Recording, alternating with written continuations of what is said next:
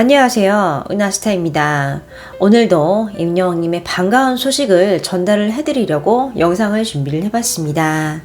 임영웅 하면 어떤 노래가 떠오르시나요? 별빛 같은 나의 사랑아, 이제는 안 믿어요?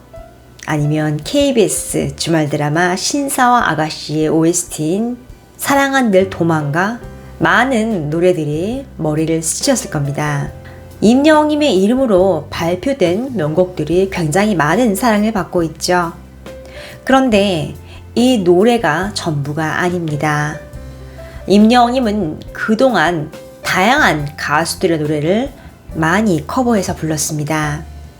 사랑의 콜센터에서도 많이 불렀고, 사랑의 콜센터 이전에도 무명 시절에도 하루하루 한 땀 한 땀 정성을 쏟으며 수많은 곡을 커버했습니다. 그 노래는 트로트에만 한정되지 않았습니다.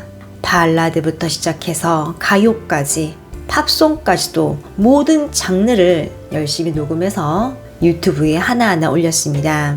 오늘은 임영웅님이 노래를 불러서 연신 고마운 마음을 표현한 한 선배 가수와 또 임영웅님의 기운을 받아서 일이 잘 풀린 한 후배 가수의 이야기를 해보겠습니다. 바로 시작하겠습니다. 은하스타 영상에 구독과 좋아요, 알람 설정 부탁드립니다. 정수라님이 한 인터뷰에서 이런 말을 했습니다. 어느 날 문득은 부를 때마다 울컥하게 떨립니다. 정수라님에게 이 노래는 가수로 살면서 제 감정을 가장 충실하게 담은 노래라고 밝혔습니다. 정수라님 모르는 분들 없으시죠? 남이 이선희님과 함께 80년대 가요계를 여성 트로이카 열풍으로 일으킨 주인공이죠. 맑고 청아한 보이스, 또 뚜렷한 색깔로 전성기 시절엔 부르는 노래마다 히트를 하면서 대중의 환호를 받았습니다. 하지만 이런 정수라님에게도 힘든 시기가 있었는데요. 가장 힘든 시기에 불렀던, 그리고 가수로 살면서 자신의 감정을 가장 충실하게 담은 어느 날 문득은 정수라님에게 굉장히 다른 노래였습니다. 가사를 보면 어느 날 문득 돌아다 보니 지나온 모든 게 다 아픔이네요. 날 위해 모든 걸 다 버려야 하는데 아직도 내 마음 들 곳을 몰라요. 오늘은 가슴에 바람이 부네요. 어디로 갈까요? 어떻게 할까요? 아직도 내가 날 모르나 봐요. 지금 이 가사를 보면 자신의 삶에 대한 방황이 많이 느껴집니다. 이렇듯 정수라님이 좀 힘든 시기에 발표를 한 곡인 걸 알 수 있습니다. 이 노래는 2014년에 녹음을 미리 끝냈지만 3년 뒤 2017년이 돼서야 발표가 됐습니다. 여러 가지 이유로 발표가 늦어졌고 그렇게 많은 사람들 사이에서 조용히 잊혀졌습니다. 그 세상에 밝은 빛을 못 본 노래라고 할 수 있었습니다. 가수에게는 내가 부른 노래 하나하나가 다 소중합니다. 임영웅님도 마찬가지죠. 임영웅님의 노래, 모든 노래는 임영웅님에게 자식 같은 존재일 겁니다. 정수라님에게도 마찬가지였는데요. 이렇게 빛을 보지 못하고 수장되어버린 곡을 대한민국 임영웅이라는 가수가 심폐소생술을 시도를 했습니다. 많은 사람들이 모르는 어느 날 문득을 수면 위로 끌어올려준 것이 바로 임영웅입니다. 누구라도 힘든 시기가 있잖아요. 저도 마찬가지지만 이때가 하필 감정적으로 가장 힘든 시기였어요. 지금도 어느 날 문득을 부를 때마다 울컥 가슴에 떨림을 주는 노래예요. 이전에 비하면 많이 담담해져 편하게 부를 수 있게 됐는데 저의 수많은 히트곡 중에 감히 인생곡이라고 말을 하고 싶습니다. 라고 인터뷰에서 털어놨습니다.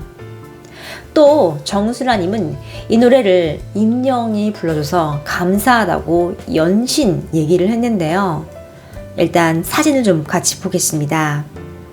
바로 이 사진이 사랑의 콜센터에서 임영웅님이 정수라님의 어느 날 문득을 부르는 화면입니다.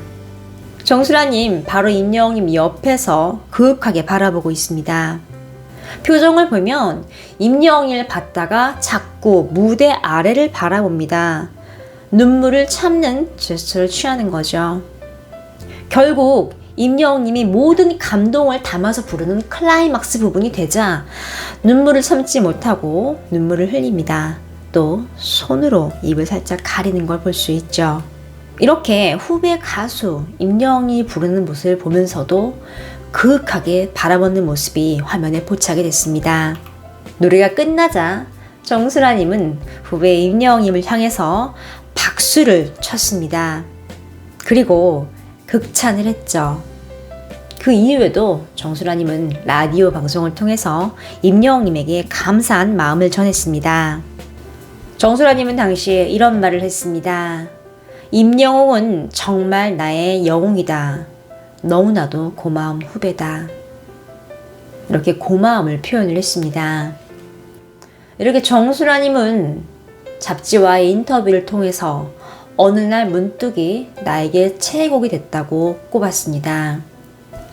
어찌 보면 이렇게 조용히 묻힐 수 있는 노래를 임영웅님이 찾아내서 많은 분들에게 널리 알리고 또 많은 사람에게 가슴에 울림을 줬습니다.